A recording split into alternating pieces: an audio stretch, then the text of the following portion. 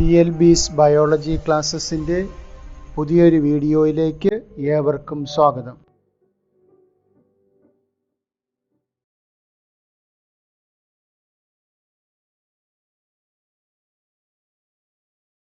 Theory of chemical evolution.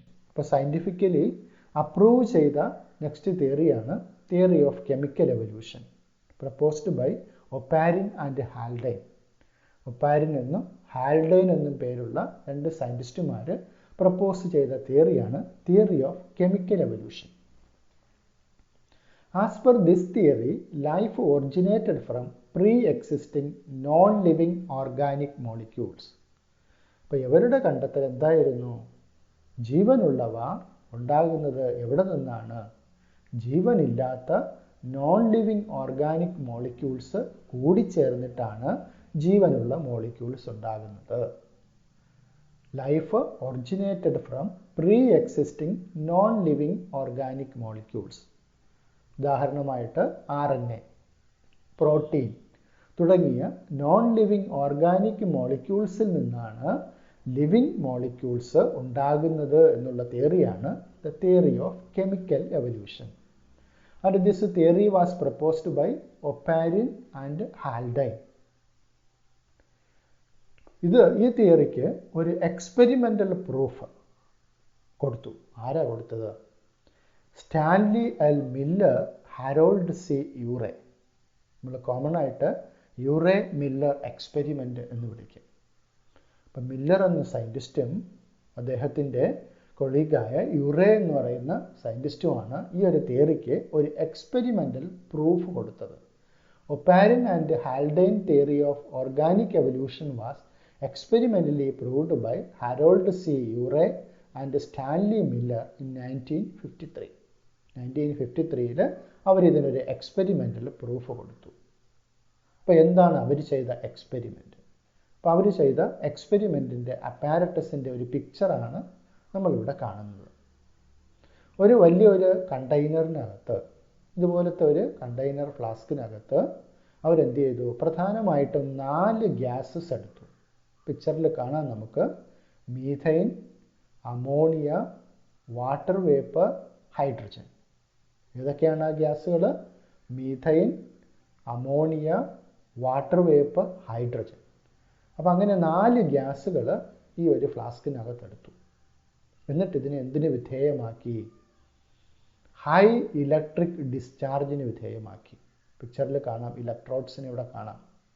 Electrodes, positive negative electrodes തങ്ങളിൽ കൂട്ടിമുട്ടിയാൽ നമുക്കറിയാം spark ഉണ്ടാകും, ഇലക്ട്രിക് ഡിസ്ചാർജ് ഉണ്ടാകും.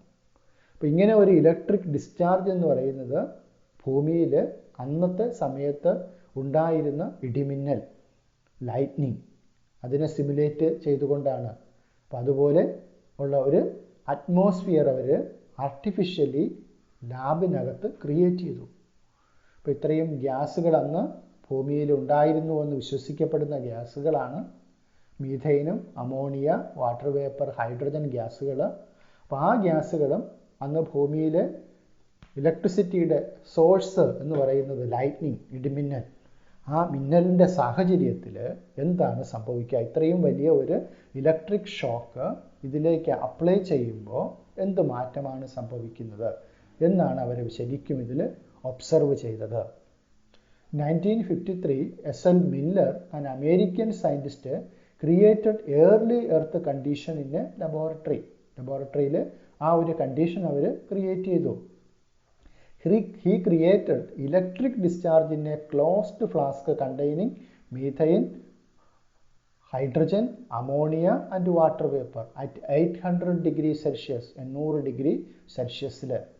He observed formation of amino acids. അപ്പോൾ ഈ ഒരു ഇലക്ട്രിക് ഡിസ്ചാർജ് കൊടുത്തപ്പോഴത്തേക്കും ഈ ഗ്യാസസ് എന്ത് സംഭവിച്ചു? അത് ഫ്യൂസ് ചെയ്തു, അല്ലെങ്കിൽ കെമിക്കൽ റിയാക്ഷന് വിധേയമായി. ആ കെമിക്കൽ റിയാക്ഷന് വിധേയമായ ലിക്വിഡിനെ അവരിതാ ഇവിടെ നോക്കുമ്പോൾ നമുക്കറിയാം ഇതൊരു കണ്ടൻസറാണ്. അപ്പോൾ അത് ഹൈ ടെമ്പറേച്ചറിൽ ഇവിടെ ഫോം ചെയ്യുന്ന സാധനം ഈ ട്യൂബ് വഴി താഴേക്ക് പോകുമ്പോൾ ഇവിടെ കാണാൻ നമുക്ക് വാട്ടർ ഇൻ, വാട്ടർ ഔട്ട്. അപ്പോൾ വെള്ളം ഒരു എക്സ്റ്റേണൽ ട്യൂബിൽ കൂടെ സർക്കുലേറ്റ് ചെയ്തുകൊണ്ടേയിരിക്കുക. അപ്പോൾ സർക്കുലേറ്റ് ചെയ്തുകൊണ്ടേ ഇരിക്കുമ്പോൾ എന്ത് സംഭവിക്കും? ഇതിൽ വരുന്ന ഗ്യാസസ് എന്ത് ചെയ്യും? കണ്ടൻസ് ചെയ്യും. അങ്ങനെ അത് വാട്ടർ ഡ്രോപ്ലെറ്റ്സ് ആയിട്ട് മാറും. അപ്പോൾ ഇങ്ങനെ കിട്ടിയ ഈ വാട്ടർ ഡ്രോപ്ലെറ്റ്സ് അതിന് എക്സാമിൻ ചെയ്ത് നോക്കിയപ്പോൾ അവർക്ക് എന്ത് കാണാൻ സാധിച്ചു? അതിൽ അമിനോ ആസിഡ്സുകളെ കാണാൻ സാധിച്ചു. അമിനോ ആസിഡ്സ് നമുക്കറിയാം, they are the building blocks of proteins. പ്രോട്ടീൻസിൻ്റെ ബിൽഡിംഗ് ബ്ലോക്സ് ആണ് അമിനോ ആസിഡ്സ്. അതൊരു ലൈഫ് തന്മാത്രയാണ്, ലൈഫ് മോളിക്യൂളാണ്. അപ്പോൾ തുടർന്ന് നടന്ന മറ്റ് പരീക്ഷണങ്ങളിലും ഇതിൽ കൂടുതൽ മോളിക്യൂൾസുകളെ തന്നെ മറ്റ് സയൻറ്റിസ്റ്റുമാർക്ക് ഒബ്സർവ് ചെയ്യാൻ പറ്റി. ഷുഗർ കിട്ടി, nitrogen bases, adenine, guanine, thymine, cytosine തുടങ്ങിയ നൈട്രജൻ ബേസസുകൾ, പിഗ്മെൻറ്റ്സുകൾ, ഫാറ്റ് മോളിക്യൂളുകൾ, ഇതുപോലത്തെ എന്താണ് ഓർഗാനിക് മോളിക്യൂൾസുകൾ മറ്റ് സയൻറ്റിസ്റ്റുമാർക്ക് ഇതുപോലത്തെ എക്സ്പെരിമെൻറ്റിൽ നിന്ന് എന്ത് ചെയ്യുകയും ചെയ്തു? കിട്ടുകയും ചെയ്തു. അപ്പോൾ ഇതൊക്കെ എന്ത് തിയറിയെ സപ്പോർട്ട് ചെയ്യുന്നു? കെമിക്കൽ എവല്യൂഷൻ തിയറിയെ സപ്പോർട്ട് ചെയ്യുന്നു. The first non cellular forms of life could have originated 3 billion years back. നേരത്തെ ഭൂമിയുടെ പ്രായം നമ്മൾ പറഞ്ഞു അല്ലേ? 4.5 ബില്യൺ ഇയേഴ്സ് മുമ്പാണ് നമ്മുടെ എർത്തിൻ്റെ ഏജ് എന്ന് പറയുന്നത്. അതിൽ first non cellular forms of life could have originated 3 billion years back. അതിൽ നമ്മുടെ സെല്ലുലാർ ഫോംസ് അല്ലാതെ എന്ന് പറഞ്ഞാൽ നമുക്ക് എന്താണ്? പ്രോട്ടീന്, അതുപോലെ തന്നെ കാർബോഹൈഡ്രേറ്റ്സ്, ന്യൂക്ലിക് ആസിഡ്സ്, അപ്പോൾ അതുപോലെയുള്ള non cellular forms of life could have originated 3 billion years back. അപ്പോൾ അവ ഉണ്ടായിട്ടൊരു 3 ബില്യൺ ഇയേഴ്സ് ആയിട്ടുണ്ടാകുമെന്നാണ് കണക്കാക്കപ്പെടുന്നത്. They would have been giant molecules. അവ എന്താകാം?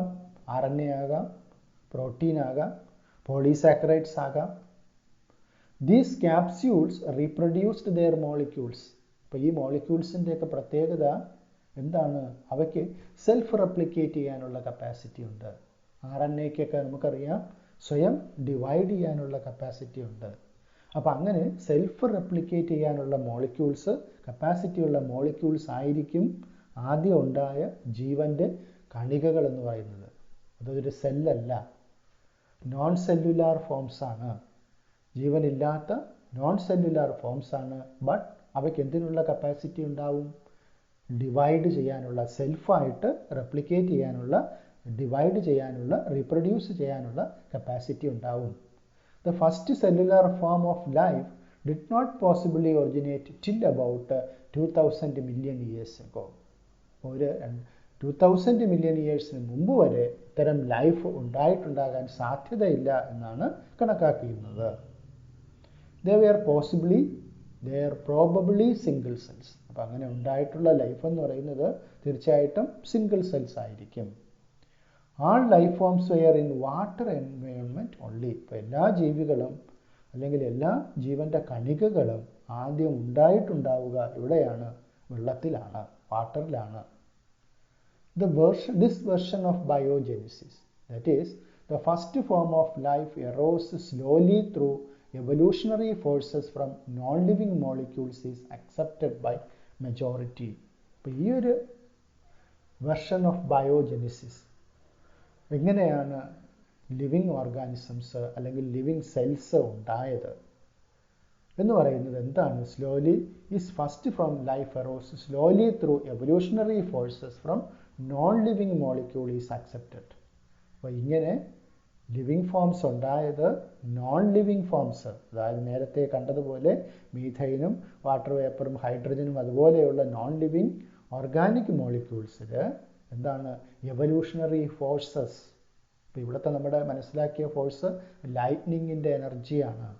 ആ എനർജി അക്സെപ്റ്റ് ചെയ്തുകൊണ്ട് ലിവിങ് മോളിക്യൂൾസ് ഉണ്ടായി എന്നുള്ള തിയറിയാണ് ഇന്ന് കൂടുതലും അക്സെപ്റ്റ് ചെയ്യപ്പെടുന്നത്. However, once formed, how the first cellular forms of life would have evolved into complex biodiversity of today is the fascinating story.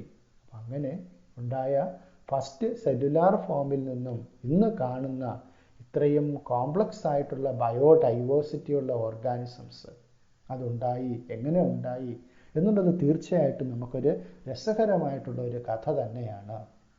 ഇനി നമുക്ക് evidence from comparative anatomy and morphology. Comparative anatomy and morphology. Anatomy എന്ന് പറയുമ്പോൾ എന്താണ്? നമ്മുടെ ശരീരത്തിൻ്റെ അകത്തുള്ള ഭാഗങ്ങളെക്കുറിച്ചുള്ള പഠനം, അതാണ് അനാട്ടമി. എന്നാൽ മോർഫോളജി എന്ന് പറഞ്ഞാൽ എന്താണ്? ശരീരത്തിൻ്റെ ബാഹ്യഘടനയെക്കുറിച്ച്, ആന്തരഘടനയും ബാഹ്യഘടനയും. അപ്പോൾ അതൊന്ന് കമ്പയർ ചെയ്യുമ്പോൾ, വിവിധ ജീവികളുടെ അനാട്ടമിയും മോർഫോളജിയും കമ്പയർ ചെയ്യുമ്പോൾ അവിടെയും നമുക്ക് എവല്യൂഷൻ്റെ എവിഡൻസ് കിട്ടുന്നു, തെളിവുകൾ ലഭിക്കുന്നു. Comparative anatomy and morphology shows similarities and differences among organisms of today and those that existed years ago. വർഷങ്ങൾക്ക് മുമ്പ് താമസിച്ചിരുന്ന ജീവികളും ഇപ്പോൾ ഉള്ള ജീവികളും തങ്ങളിൽ നമ്മൾ അതിനെ ഒന്ന് പരിശോധിച്ച് നോക്കുമ്പോൾ, എക്സ്റ്റേണൽ സ്ട്രക്ചറും അതുപോലെ ഇൻറ്റേർണൽ സ്ട്രക്ചറും പരിശോധിച്ച് നോക്കുമ്പോൾ സിമിലാരിറ്റീസ് കാണുന്നുണ്ട്, അതുപോലെ തന്നെ ഡിഫറൻസസും കാണുന്നുണ്ട്.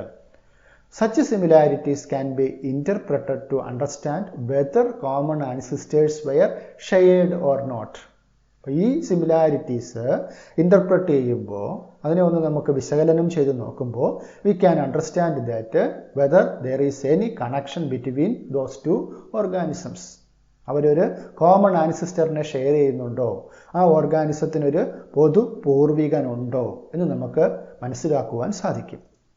അപ്പോൾ അതിനുള്ള നല്ലൊരു എക്സാമ്പിളാണ് ഹോമോലോഗസ് ഓർഗൻസ്. എന്താണ് ഹോമോലോഗസ് ഓർഗൻസ് നോക്കാം.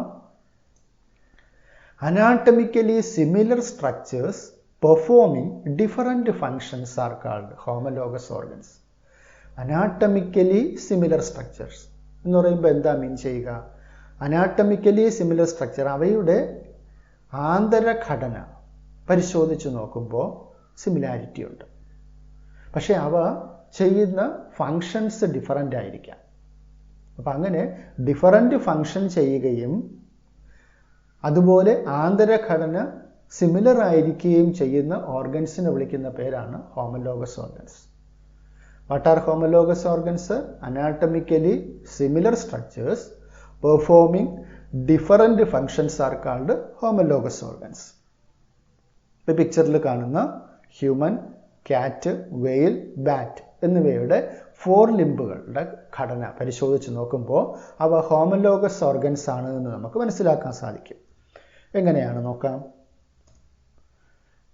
അപ്പോൾ ഈ ഒരു അനിമലിനെ നോക്കൂ. 4 എക്സാമ്പിൾ ഇവിടെ പറയുന്നുണ്ട്. ഒന്ന് മാൻ, മനുഷ്യനും, ചീറ്റ, വെയിൽ, ബാറ്റ്. ഈ 4 ജീവികൾ.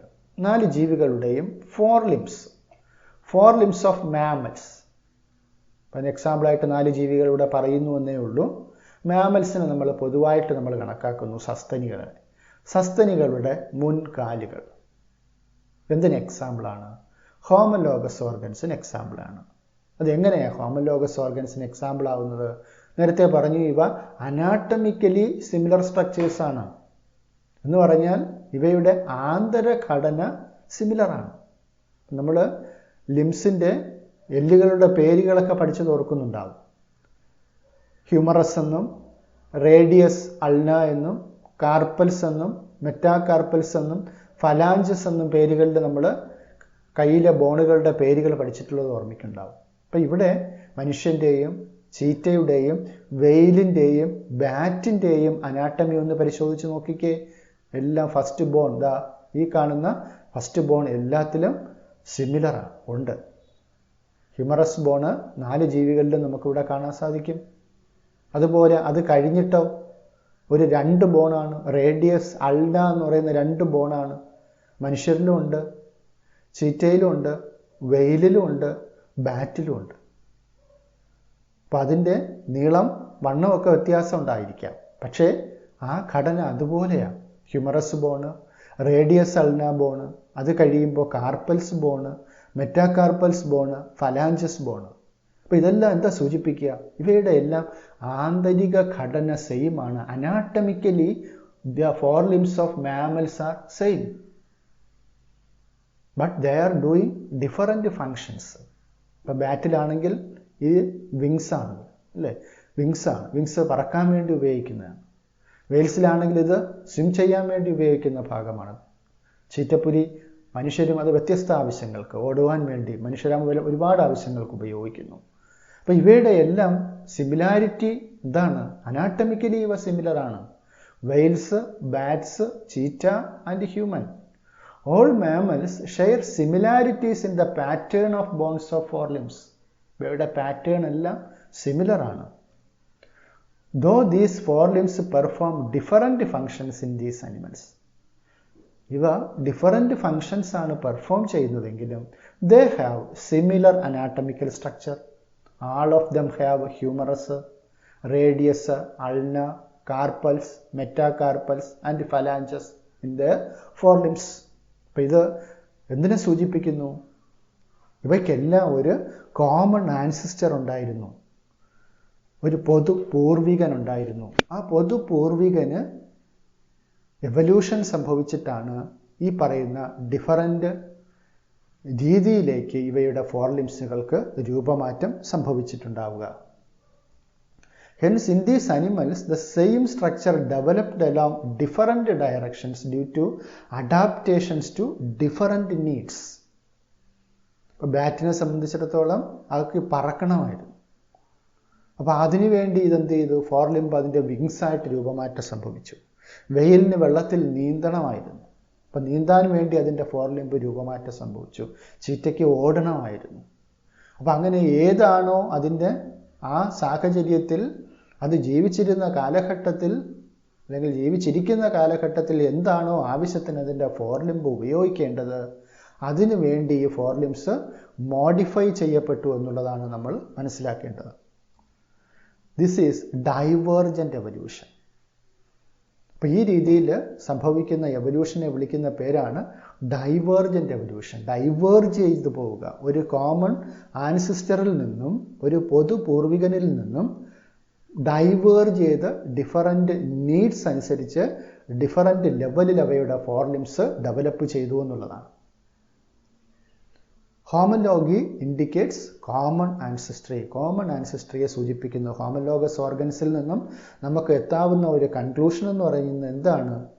ഇവയുടെ എല്ലാം internal structure, anatomical structure similar ആണ്. അതുകൊണ്ട് ഇവയ്ക്കെല്ലാം ഒരു കോമൺ ആൻസിസ്റ്റർ ഉണ്ട്. ഇപ്പോൾ ഹോമലോഗി ഇൻഡിക്കേറ്റ്സ് കോമൺ ആൻസിസ്ട്രി. ഇനി മറ്റ് എക്സാമ്പിൾസ് നോക്കാം. ഫോർലിംസ് ഓഫ് മാമൽസിൻ്റെ കാര്യം പറഞ്ഞു. Thorn and tendrils of bougainvillea and cucurbita. പ്ലാന്റ്സിൻ്റെ എക്സാമ്പിളാണ് thorn and tendrils of bougainvillea and cucurbita. Vertebrates heart or brain. വെർട്ടിബ്രേറ്റിൻ്റെ ഹാർട്ടും ബ്രെയിനും ഹോമലോഗസ് ഓർഗൻസിന് എക്സാമ്പിളാണ്. അപ്പോൾ പ്രധാനമായിട്ടും എക്സാമ്പിൾസ് ഏതൊക്കെയാണ്? Forelimbs of mammals, thorn and tendrils of bougainvillea and cucurbita, vertebrate hearts or brain. ഇപ്പോൾ ഫോർലിംസ് ഓഫ് മാമൽസ് നമ്മൾ കണ്ടു. ഇനി നമുക്ക് thorns and tendrils of bougainvillea and cucurbita നോക്കാം. ഇപ്പോൾ പിക്ചറിൽ കാണാം, ബൊഗേൺവില്ലയിൽ ഡെവലപ്പ് ചെയ്തിട്ടുള്ള തോൺ, മുള്ള്, അതുപോലെ കുക്കുർബിറ്റയിൽ ഡെവലപ്പ് ചെയ്തിട്ടുള്ള ടെൻഡ്രിൽ എന്ന് പറയുന്ന ഈ ഭാഗം. ഇവ രണ്ടും പരിശോധിച്ച് നോക്കിയാൽ എക്സ്റ്റേണലി രണ്ടും ഡിഫറൻറ്റ് മോർഫോളജിയാണ് ഇവയ്ക്കുള്ളത്, അല്ലേ? കാഴ്ചയിൽ രണ്ടും ഒരുപോലെയാണോ? അല്ല. പക്ഷേ ഇവയുടെ ഇൻറ്റേർണൽ സ്ട്രക്ചർ, അനാട്ടമിക്കൽ സ്ട്രക്ചർ നമ്മളൊന്ന് പരിശോധിച്ച് നോക്കിയാലോ, ഇത് രണ്ടും സെയിം സ്ട്രക്ചറാണ്. അവയുടെ ഇൻറ്റേർണൽ സ്ട്രക്ചർ പരിശോധിച്ച് നോക്കുമ്പോൾ അവയുടെ എപ്പിഡെർമിസും ഡെർമിസും സൈലവും ഫ്ലോയവും ഒക്കെ പറയുന്ന പാർട്ടുകളൊക്കെ എല്ലാം സ്ട്രക്ചർ സെയിം ആണ്. അപ്പം അതുകൊണ്ട് എന്താ മീൻ ചെയ്യുന്നത്? ഇവ രണ്ടും ഹോമലോഗസ് ഓർഗൻസ് ആണ്. കാരണം എന്താ? അനാട്ടമിക്കലി ദേ ആർ സിമിലർ. ഇത് രണ്ടും ചെയ്യുന്ന ജോലി ഒന്നാണോ? അല്ല, ഡിഫറൻ്റ് ആണ്. തോൺസിൻ്റെ ഫങ്ഷൻ അല്ല ഈ പറയുന്ന ടെൻഡ്രിൽസിനുള്ള function. Anatomically they are similar, but functionally anatomically they are similar, functionally they are dissimilar. Thorn and tendrils of bougainvillea and cucurbita are example of homologous organs. Another example, vertebrate hearts. Vertebrates എന്ന് പറയുമ്പോൾ നമുക്കറിയാം ആരൊക്കെയാണ്? Fishes, amphibians, reptiles, birds, mammals. ഇവയാണ് നമ്മൾ vertebrates എന്ന് വിളിക്കുന്നത്. അപ്പോൾ ഈ വെർട്ടിബ്രേറ്റ്സിൻ്റെ ഹാർട്ട് നേരത്തെ നമ്മൾ ഹോമലോഗസ് ഓർഗൻസിൻ്റെ ഡെഫിനിഷൻ പറഞ്ഞപ്പോൾ എന്താ പറഞ്ഞു? ഹോമലോഗസ് ഓർഗൻസ് എന്ന് പറഞ്ഞാൽ അനാട്ടമിക്കലി സിമിലർ സ്ട്രക്ചറാണ്, ഫങ്ഷണലി ഡിഫറൻറ്റ്. അപ്പോൾ അനാട്ടമിക്കലി നോക്കുമ്പോഴത്തേക്കും ഇവയുടെ സ്ട്രക്ചറുകൾ അതുണ്ടാക്കിയിട്ടുള്ള മസിൽസിൻ്റെ കാര്യത്തിലായാലും അതിൻ്റെ മറ്റ് അനാട്ടമിക്കൽ ഫീച്ചേഴ്സിൻ്റെ കാര്യത്തിലായാലും ഇവ സെയിമാണ്. ഫിഷസിൻ്റെ ഹാർട്ടും ആംഫീബിയൻസിൻ്റെ ഹാർട്ടും റെപ്റ്റൈലും ബേർഡ്സിൻ്റെയും മാമൽസിൻ്റെയൊക്കെ ഹാർട്ട് സ്ട്രക്ചറലി ഡിഫറൻറ്റ് അല്ല, സെയിമാണ്. ഇപ്പോൾ ഫിഷസിനെ സംബന്ധിച്ചിടത്തോളം 2 ചേംബർ ഹാർട്ടാണ്, ആംഫീബിയൻസിന് 3 ചേംബറാണ്, റെപ്റ്റൈൽസിന് 3 ചേംബറാണ്, ക്രോക്കഡൈൽസിന് 4 ഉണ്ടെന്നറിയാം, ബേർഡ്സും മാമൽസിനും 4 ചേംബറാണ്. റെപ്റ്റൈൽസിനെ സംബന്ധിച്ചിടത്തോളം ഈ പറയുന്ന വെൻട്രിക്കിള് കംപ്ലീറ്റ് ആയിട്ട് 2 ചേംബറായിട്ട് മാറിയിട്ടുണ്ടാവില്ല. അപ്പോൾ ആ ഒരു കാര്യം നോക്കുമ്പോൾ നമുക്കവിടെ ഡിഫറൻ്റ് ആണെന്ന് നമുക്ക് തോന്നാമെങ്കിലും അനാട്ടമിക്കലി അവയുടെ ഫോർമേഷൻ എല്ലാം സെയിം ആയിട്ടാണ് വരിക. ഫങ്ഷണലി ഫിഷസിൻ്റെ ഹാർട്ട് ചെയ്യുന്ന ഫങ്ഷൻ അല്ല ആംഫീബിയൻസിൻ്റെ റെപ്റ്റൈൽസിൻ്റെ ഹാർട്ട് ചെയ്യുന്ന ഫങ്ഷൻ. ഫിഷസിന് നമുക്കറിയാം ലങ്സ് ഒന്നുമില്ല, ലങ്സ് ഇല്ല. അപ്പോൾ ലങ്സ് ഇല്ലാത്തത് കൊണ്ട് ബ്ലഡ് പമ്പ് ചെയ്ത് ലങ്സിലേക്ക് പ്യൂരിഫിക്കേഷൻ അയക്കേണ്ട ആവശ്യമില്ല. ബട്ട് ആംഫീബിയൻസിനും റെപ്റ്റൈൽസിനും ബേർഡ്സിനും മാമൽസിനും ഒക്കെ സംബന്ധിച്ചിടത്തോളം ലങ്സ് ഉണ്ട്. അപ്പോൾ ഫങ്ഷണലി ദേ ഹാവ് ഡിഫറൻസസ്. എന്തായാലും ഹോമലോഗസ് ഓർഗൻസിൻ്റെ ഒരു എക്സാമ്പിളായിട്ട് നമ്മൾ എന്തിനേയും കണക്കാക്കുക? വെർട്ടിബ്രേറ്റ് ഹാർട്ട്സിനെയും ഹാർട്ട് കണക്കാക്കുക.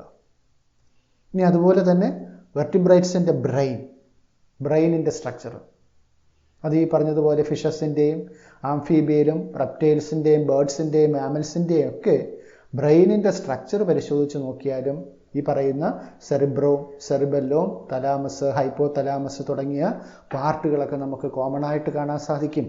ഇവയുടെ എല്ലാത്തിൻ്റെയും ബ്രെയിനിൽ കാണാൻ സാധിക്കും. Even though their functions may be of different.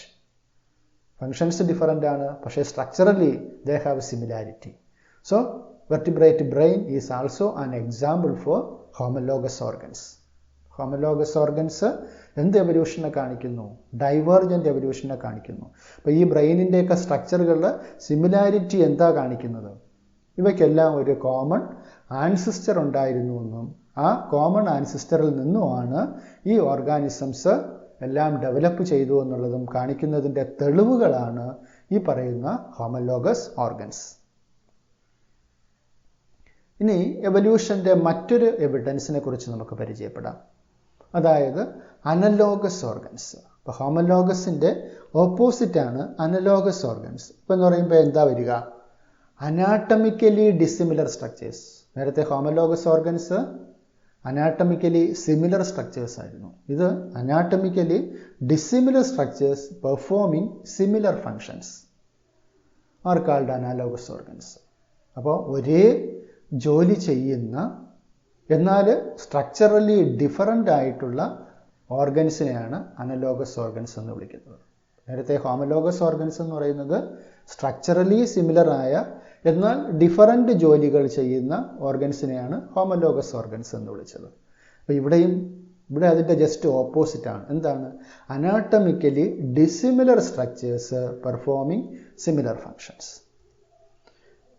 അപ്പോൾ അതിൻ്റെ ബെസ്റ്റ് എക്സാമ്പിളാണ് wings of insects and birds. നമ്മൾ പരിശോധിച്ച് നോക്കിയാൽ ഇൻസെക്ട്സിൻ്റെ വിങ്സും ബേർഡ്സിൻ്റെ വിങ്സും നമ്മൾ പരിശോധിച്ച് നോക്കിയാൽ രണ്ടിൻ്റെയും ഫങ്ഷൻ ഒന്ന് തന്നെ, പക്ഷേ അവയുടെ സ്ട്രക്ചർ ഡിഫറൻ്റ് ആണ്. മറ്റ് എക്സാമ്പിൾസ് നോക്കിയാൽ wings of butterfly and birds, eye of the octopus and of mammals, flippers of penguins and dolphins, sweet potato root modification and potato stem modification. ഓരോന്നായിട്ട് നോക്കാം. അനലോഗസ് ഓർഗൻസിൻ്റെ ഫസ്റ്റ് എക്സാമ്പിളാണ് wings of butterfly and of birds. ബട്ടർഫ്ലൈയുടെയും ബേർഡ്സിൻ്റെയും ചിറകുകൾ. അപ്പോൾ ഇവയുടെ structure നോക്കൂ. ഇൻസെക്റ്റിൻ്റെ അല്ലെങ്കിൽ ബട്ടർഫ്ലൈയുടെ ചിറകെന്ന് പറയുന്നത് വളരെ നിസ്സാരമായ സ്ട്രക്ചേഴ്സ് വരുന്ന ഒരു ഫോമിലാണത് കാണുന്നത്. എന്നാൽ ബേർഡ്സ് ആണെങ്കിലോ അതിൻ്റെ എല്ലുകളും ബോൺസും ഫെതേഴ്സും ഒക്കെ ആയിട്ട് ഒരു കോംപ്ലിക്കേറ്റഡ് സ്ട്രക്ചറാണ്. പക്ഷേ ഇത് രണ്ടും പറക്കുക എന്നുള്ള ഒരു ജോലിക്കാണ്, ഫ്ലൈറ്റ് എന്ന് പറയുന്ന ആ ഒരു പർപ്പസിനാണ് ഇത് ഉപയോഗിക്കുന്നത്. Wings of butterfly and birds look alike, ഒരുപോലെയാണ്. They are not anatomically similar structures. അവയുടെ anatomy same അല്ല, though they perform similar functions. ഇപ്പോൾ മറ്റൊരു എക്സാമ്പിളാണ് eye of octopus and mammals. ഒക്ടോപ്പസിൻ്റെ കണ്ണുകളുടെ സ്ട്രക്ചറും മാമൽസിൻ്റെ കണ്ണിൻ്റെ സ്ട്രക്ചറും പരിശോധിച്ച് നോക്കിയാൽ രണ്ടിൻ്റെയും പർപ്പസ് എന്താണ്? സെയിം, കാഴ്ച, ആ ജോലിയാണ് ചെയ്യുന്നത്. പക്ഷേ structurally they are different. Human ഐയുടെ സ്ട്രക്ചറിൽ കാണുന്ന പാർട്സുകളല്ല ഒക്ടോപ്പസിൻ്റെ ഐയിൽ കാണുന്നത്. സ്ട്രക്ചറലി ഒരുപാട് ഡിഫറൻസ് രണ്ടിൻ്റെയും ഐയിലുണ്ട്. ഇനി flippers of penguins and dolphins. പെൻഗ്വിൻസിൻ്റെയും ഡോൾഫിൻ്റെയും ഫ്ലിപ്പേഴ്സിൻ്റെ സ്ട്രക്ചർ നോക്കൂ. അതിൻ്റെയും സ്ട്രക്ചർ അനാട്ടമിക്കലി ഡിഫറൻ്റ് ആണ്. ഡിഫറൻറ്റ് ടൈപ്പ് ഓഫ് ബോൺസ് ആണ്. ബോൺസിൻ്റെ എണ്ണത്തിൻ്റെ കാര്യത്തിലും ഷേപ്പിൻ്റെ കാര്യത്തിലും ഒക്കെ വ്യത്യാസമാണ്. പക്ഷേ രണ്ടും ആ ഒരു സ്വിമ്മിങ് എന്ന് പറയുന്ന പ്രോസസ്സിനെയാണ് ഉപയോഗിക്കുന്നത്. ഇനി പ്ലാന്റ്സിൻ്റെ കാര്യത്തിലേക്ക് വരുമ്പോൾ sweet potato and potato. Sweet potato എന്ന് പറയുന്നത് റൂട്ടാണ്. റൂട്ടിന് മോഡിഫിക്കേഷൻ സംഭവിച്ചിട്ട് ഉണ്ടാകുന്ന ഭാഗമാണ് ഈ കാണുന്നത്. എന്നാൽ പൊട്ടറ്റോ എന്ന് പറയുന്നത് ഇറ്റ് ഈസ് എ സ്റ്റെമ്പിൻ്റെ മോഡിഫിക്കേഷൻ വരുന്നതാണ്. അപ്പോൾ ഇത് രണ്ടും ചെയ്യുന്ന പർപ്പസ് സെയിമാണ്. ഫുഡ് സ്റ്റോർ ചെയ്യുക എന്നുള്ള പർപ്പസാണ്. ഇത് റൂട്ടിൽ സ്റ്റോർ ചെയ്യുന്നു. സ്വീറ്റ് പൊട്ടറ്റോയിൽ റൂട്ടിൽ ഫുഡ് സ്റ്റോർ ചെയ്യുന്നു. എന്നാൽ പൊട്ടറ്റോയിലാണെങ്കിൽ സ്റ്റെമ്മിൽ ഫുഡ് സ്റ്റോർ ചെയ്യുന്നു. So their function is same. പക്ഷേ അനാട്ടമിക്കലി ദേ ആർ ഡിഫറൻറ്റ്. അപ്പോൾ എന്താ ഇത് മീൻ ചെയ്യുന്നത്? They are analogous organs. ഇതിൻ്റെ ഒരു കമ്പാരിസൺ എന്ന് നോക്കുമ്പോൾ നമുക്ക് കാര്യങ്ങൾ കുറച്ചുകൂടെ വ്യക്തമാകും. Homologous organs, anatomically similar structures performing different functions. മനസ്സിലാക്കി? അവയുടെ അനാട്ടമി നോക്കുമ്പോഴത്തേക്കും സിമിലാരിറ്റി ഉണ്ട്, പക്ഷേ ഫങ്ഷൻസ് ഡിഫറൻ്റ് ആണ്. അത്തരം ഓർഗൻസിനെയാണ് എന്ത് പേരിൽ വിളിക്കുക? ഹോമലോഗസ് ഓർഗൻസ് എന്ന് വിളിക്കുക. എന്നാൽ അനാട്ടമിക്കലി dissimilar structures performing similar function, അവയാണ് എന്ത് പേരിൽ വിളിക്കുക? അനലോഗസ് ഓർഗൻസ് എന്ന് വിളിക്കുക. Homology structures are as a result of divergent evolution. Homologous structures are as a result of divergent evolution. Homologous structures എന്താ കാണിക്കുന്നത്? ഡൈവേർജൻ്റ് എവല്യൂഷനെയാണ് കാണിക്കുന്നത്. എന്നാൽ അനലോഗസ് സ്ട്രക്ചേഴ്സോ are as a result of convergent evolution. അവിടെ എന്താ മീൻ ചെയ്യുന്നത്?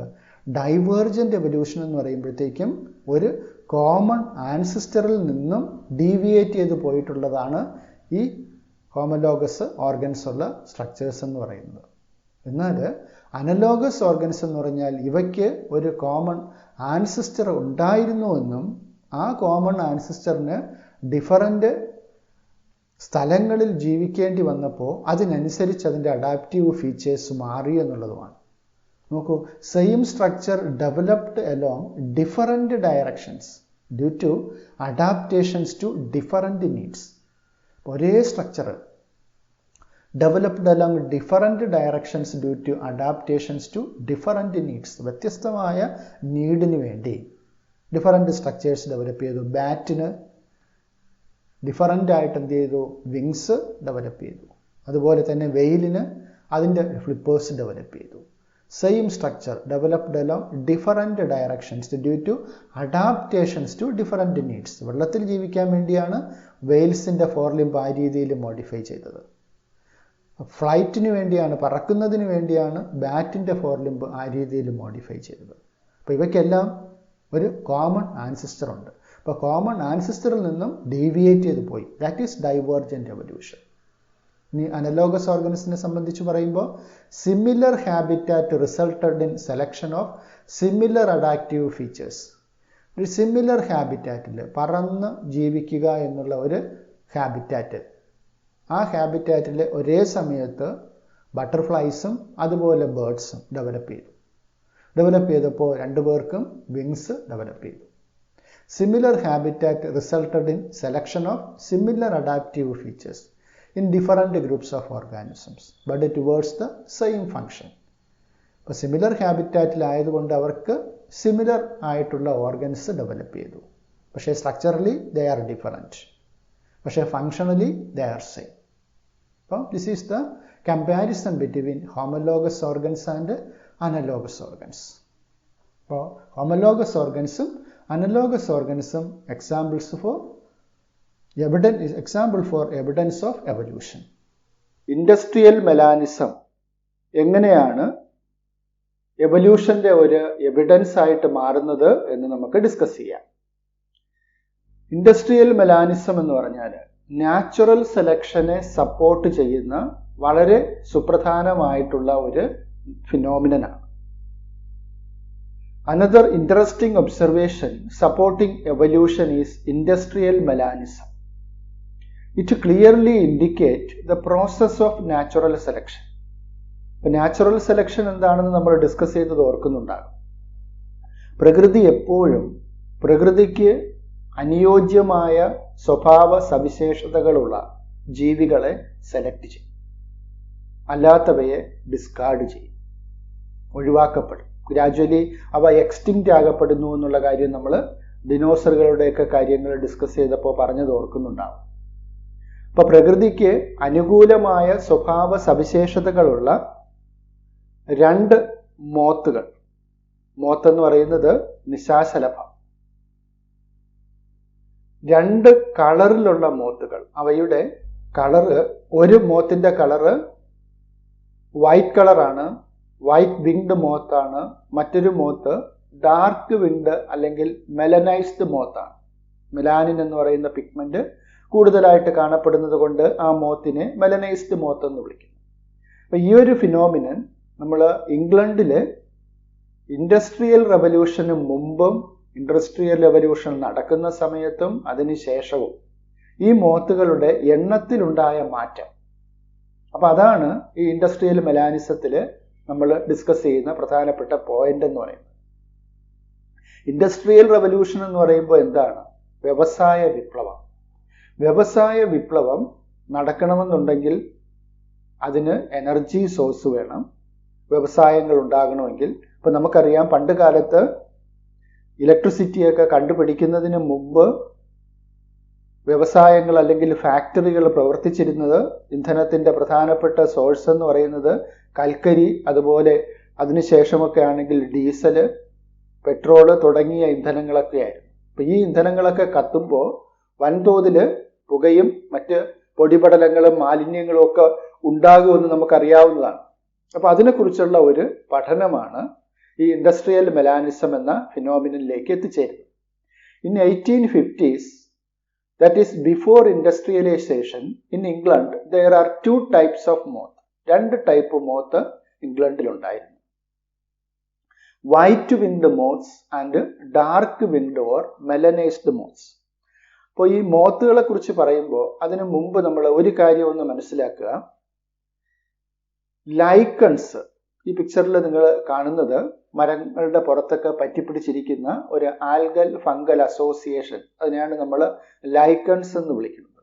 ലൈക്കൺസ് എന്ന് പറയുന്നത് നല്ല ഒരു പൊല്യൂഷൻ ഇൻഡിക്കേറ്ററാണ്. എന്താണ് പൊല്യൂഷൻ ഇൻഡിക്കേറ്റർ എന്ന് പറഞ്ഞാൽ? നമ്മൾ സിറ്റി ഏരിയയിലൊക്കെ ഉള്ള മരങ്ങളിൽ നമ്മളൊന്ന് ശ്രദ്ധിച്ചാൽ നമുക്ക് മനസ്സിലാക്കാൻ പറ്റും, അവിടുത്തെ മരങ്ങളുടെ പുറത്തൊന്നും ഇതുപോലെയുള്ള ലൈക്കൺസ് ഒന്നും കാണത്തില്ല. കാരണം എന്താണെന്ന് ചോദിച്ചു കഴിഞ്ഞാൽ അവിടെ പൊല്യൂഷൻ കൂടുതലാണ്. ഗ്രാമപ്രദേശങ്ങളിലുള്ള മരങ്ങളിലൊക്കെ നോക്കിക്കഴിഞ്ഞാൽ ഇതുപോലെ ലൈക്കൺസ് ധാരാളം കാണും. അപ്പോൾ ഒരു സ്ഥലത്ത് പൊല്യൂഷൻ ഉണ്ടോ ഇല്ലയോ എന്നുള്ളതിൻ്റെ ഒരു ബെസ്റ്റ് ഇൻഡിക്കേറ്ററാണ് ആ സ്ഥലത്തെ മരങ്ങൾ ഒബ്സർവ് ചെയ്യുക എന്നുള്ളത്. മരത്തിന്റെ പുറത്ത് ലൈക്കൺസ് ഉണ്ടെങ്കിൽ അവിടെ പൊല്യൂഷൻ ഇല്ലാത്ത ഏരിയ ആണ് എന്ന് നമുക്ക് ഉറപ്പിക്കാം. അപ്പൊ ഈ ഇൻഡസ്ട്രിയൽ മെലാനിസവും ഈ ലൈക്കൺസുമായിട്ടുള്ള ബന്ധം എന്ന് പറയുന്നത്, ഈ ലൈക്കൺസിന്റെ പുറത്ത്, ലൈക്കൺസ് ധാരാളമുള്ള മരങ്ങളുടെ പുറത്ത് ഈ മോത്തുകൾ വന്നിരിക്കുമ്പോൾ ഉണ്ടാകാവുന്ന വ്യത്യാസമാണ്. അതായത് അവ എങ്ങനെ മറ്റുള്ള അതിനെ ആക്രമിക്കുന്ന ജീവികൾ അവയെ തിരിച്ചറിയുന്നു എന്നുള്ളതാണ്. ഈ വൈറ്റ് വിങ്ഡ് മോത്ത് ഈ ലൈക്കൺസിന്റെ പുറത്ത് വന്നിരിക്കുമ്പോൾ അതിന്റെ പ്രിഡേറ്റേഴ്സ് എന്ന് പറഞ്ഞാൽ എന്താണ്? ഈ ജീവിയെ ഭക്ഷണമാക്കുന്ന മറ്റ് ജീവികൾക്ക് ഇതിനെ എളുപ്പത്തിൽ സ്പോട്ട് ചെയ്യാൻ പറ്റില്ല. The white winged moths rest on the tree trunk containing grey lichens. Grey lichens ഉള്ള ഈ ലൈക്കൺസിന്റെ പുറത്ത് ഈ വൈറ്റ് വിങ്ഡ് മോത്ത് എന്ത് ചെയ്യും വന്നിരിക്കുമ്പോൾ അതിനെ ഈസിലി മറ്റു ജീവികൾക്ക് സ്പോട്ട് ചെയ്യാൻ പറ്റില്ല. The colour of the lichen and the colour of the moth were similar and the colour of the moth easily blended with the dull background of the tree trunk. ഈ മോത്തുകള് ഇതിന്റെ പുറത്ത് വന്നിരിക്കുമ്പോൾ സ്വാഭാവികമായിട്ടും ഇതിന്റെ കളറും ഇതിന്റെ വിങ്സിന്റെ കളറും അതുപോലെ ലൈക്കൺസിന്റെ കളറും ഏകദേശം ഒരുപോലെയാണ്. അതുകൊണ്ട് ഈ മോത്തിനെ ഭക്ഷണമാക്കുന്ന അതിന്റെ പ്രെഡേറ്റേഴ്സ് ഇതിനെ എളുപ്പം അതിനെ ഐഡന്റിഫൈ ചെയ്യാൻ പറ്റില്ല. അതുകൊണ്ട് എന്ത് സംഭവിക്കും? ഇതിന്റെ എണ്ണം കൂടും. The colour of the lichen and the colour of the moths were similar and the colour of the moth easily blended with the dull background of tree trunk. ഇപ്പൊ ട്രീ ട്രങ്കിന്റെ ഡൾ ബാക്ക്ഗ്രൗണ്ടുമായിട്ട് പെട്ടെന്ന് ബ്ലെൻഡ് ചെയ്യാൻ പറ്റുന്ന, ഇഴുകിച്ചേരാൻ പറ്റുന്ന type കളറാണ് ഈ മോത്തിനുണ്ടായിരുന്നത്. So the escaped from the enemies from predation. അതിന്റെ ശത്രുക്കളിൽ നിന്നും അത് ഈസിലി എസ്കേപ്പ് ചെയ്യാൻ ആ ഒരു അറ്റ്മോസ്ഫിയർ ഈ മോത്തിനെ സഹായിച്ചു. While the black coloured ones were easily spotted and eaten by enemies. അപ്പൊ ഈ ഒരു ബാക്ക്ഗ്രൗണ്ടില് ബ്ലാക്ക് കളറിലുള്ള ഒരു മോത്ത് വന്നിരിക്കുന്നു എന്ന് വിചാരിച്ചു നോക്കിക്കേ. അപ്പൊ ആ മോത്തുകളെ എന്ത് ചെയ്യും? പ്രെഡേറ്റേഴ്സിന് ഈസിലി ഐഡന്റിഫൈ ചെയ്യാൻ പറ്റും. വൈറ്റ് കളർ ബാക്ക്ഗ്രൗണ്ടില് ബ്ലാക്ക് കളറിലുള്ള മോത്ത് വന്നിരിക്കുന്നു. അതിന്റെ പ്രെഡേറ്റേഴ്സിന് അതിനെ എളുപ്പത്തിൽ അതിനെ കണ്ടെത്താൻ സാധിക്കും. അപ്പൊ അതുകൊണ്ട് എന്താ സംഭവിക്കുക? They were easily eaten by the predators. Predators അതിനെ വളരെ പെട്ടെന്ന് അത് തിന്നും. In 1920, with the advent of Industrial Revolution, large-scale burning of coal became common and the soot and the smoke produced from the factories got deposited on the tree trunk and made them black. എന്ത് സംഭവിച്ചു? 1920 ഒക്കെ ആയപ്പോൾ industrial revolution നടന്നു. വ്യവസായ വിപ്ലവം ഉണ്ടായി. ഒരുപാട് ഫാക്ടറികൾ ഉണ്ടായി. ഈ ഫാക്ടറികൾ കൽക്കരിയും ഡീസലും തുടങ്ങിയ ഇന്ധനങ്ങളൊക്കെ ധാരാളമായിട്ട് കത്തിച്ചപ്പോൾ എന്ത് സംഭവിച്ചു? ധാരാളം പൊടിപടലങ്ങളും പുകയുമൊക്കെ അന്തരീക്ഷത്തിൽ നിറഞ്ഞു. ആ നിറഞ്ഞപ്പോൾ അതെല്ലാം എന്ത് സംഭവിച്ചു? അതിന് ചുറ്റുപാടുമുള്ള മരങ്ങളിലും മറ്റുമൊക്കെ ഡെപ്പോസിറ്റ് ചെയ്തു. അപ്പൊ അവിടെ ലൈക്കൺസിന്റെ ഗ്രോത്ത് ഇല്ലാതെയായി. As a result the white winged moths become more visible. അപ്പൊ ഈ ഒരു സിറ്റുവേഷനിൽ ഇങ്ങനെ ഒരു ഡാർക്ക് ഡൾ ബാക്ക്ഗ്രൗണ്ട് ഇരിക്കുന്നിടത്തേക്ക് വൈറ്റ് വിങ്ഡ് മോത്ത്സ് വന്നാലുള്ള സാഹചര്യം ആലോചിച്ച് നോക്കിയേ. വൈറ്റ് വിങ്ഡ് മോത്ത്സ് ഇവിടെ വന്നിരിക്കുമ്പോൾ അതിനെ ഈസിലി ഐഡന്റിഫൈ ചെയ്യാൻ പറ്റും. ഡാർക്ക് ബാക്ക്ഗ്രൗണ്ടിൽ വൈറ്റ് വിങ്ഡ് മോത്ത്സ് വന്നിരിക്കുന്നു. ഈസിലി അതിന്റെ പ്രൊഡക്റ്റേഴ്സിന് അതിനെ തിരിച്ചറിയാൻ സാധിക്കും. എന്നാൽ ബ്ലാക്ക് വിങ്ഡ് മോത്ത്സ് ആണ് ഈ അറ്റ്മോസ്ഫിയറിൽ വന്നിരിക്കുന്നതെങ്കിലോ അവയെ പെട്ടെന്ന് ഈ ഒരു ബാക്ക്ഗ്രൗണ്ടിൽ തിരിച്ചറിയാൻ സാധിക്കില്ല. Thus the number of grey moths decreased considerably. ഈ ഒരു സിറ്റുവേഷൻ വന്നപ്പോൾ ആരുടെ എണ്ണം കൂടി? ഈ ഗ്രേ മോത്ത്സിന്റെ എണ്ണം കൂടി. ആരുടെ എണ്ണം കുറഞ്ഞു? ഈ വൈറ്റ് മോത്തിന്റെ എണ്ണം കുറഞ്ഞു. അപ്പൊ നേരത്തെ വൈറ്റ് മോത്ത്സിന്റെ എണ്ണം ഇൻഡസ്ട്രിയൽ റവല്യൂഷന് മുമ്പ് കൂടുതലായിരുന്നു. ഇൻഡസ്ട്രിയൽ റവല്യൂഷന്റെ സമയത്ത് ആരുടെ എണ്ണം കൂടി? ഡാർക്ക് മോത്തിന്റെ എണ്ണം കൂടി. കാരണം നാച്ചർ അതിന്റെ സിറ്റുവേഷൻസ് മാറി. അപ്പൊ നാച്ചർ ആരെ സെലക്ട് ചെയ്തു? അപ്പോഴത്തെ സാഹചര്യത്തില് ഏതാണോ സ്വഭാവ സവിശേഷതകളിൽ അനുഗുണമായിട്ടുള്ളത് ആ ക്യാരക്ടറുള്ള മോത്തിനെ സെലക്ട് ചെയ്തു. അപ്പൊ ഈ ഒരു സിറ്റുവേഷൻ വന്നപ്പോൾ ആരാണ് അനുകൂലമായ ക്യാരക്ടർ ഉണ്ടായിരുന്നത്? ഈ ഒരു ഡാർക്ക് വിങ്ഡ് മോത്തിനാണ് അനുകൂലമായ ക്യാരക്ടർ ഉണ്ടായിരുന്നത്. വൈറ്റ് വിങ്ഡ് മോത്തിന് നേരത്തെ അത് അനുകൂലമായിട്ടുള്ള ക്യാരക്ടർ ആയിരുന്നത് സിറ്റുവേഷൻ മാറിയപ്പോൾ അത് പ്രതികൂലമായിട്ട് മാറി. Thus the number of grey moths decreased considerably. അപ്പൊ ഇത് എന്താണ്? പ്രകൃതിയുടെ ഒരു സെലക്ഷനാണ്, നാച്ചറിന്റെ ഒരു സെലക്ഷനാണ്. നാച്ചർ ഓരോ സമയത്തും ആ സാഹചര്യത്തിൽ ജീവിക്കാൻ അനുകൂലമായ സ്വഭാവ സവിശേഷതകളുള്ള ജീവികളെ സെലക്ട് ചെയ്യുന്നു, അല്ലാത്തവയെ ഡിസ്കാർഡ് ചെയ്യുന്നു. This understanding is supported by the fact that in areas where industrialization did not occur, example in rural areas, the count of melanic moths was low. Rural ഏരിയാസിലെ ഗ്രാമപ്രദേശങ്ങളിൽ മെലാനിക് മോത്ത്, ഡാർക്ക് വിങ്ഡ് മോത്തിന്റെ എണ്ണം കുറവായിരുന്നു. ആരുടെ എണ്ണമായിരുന്നു കൂടുതലായിട്ടുണ്ടായിരുന്നത്? ഈ white winged മോത്ത്സിന്റെ എണ്ണമായിരുന്നു ഗ്രാമപ്രദേശങ്ങളിൽ കൂടുതലായിട്ടും ഉണ്ടായിരുന്നത്.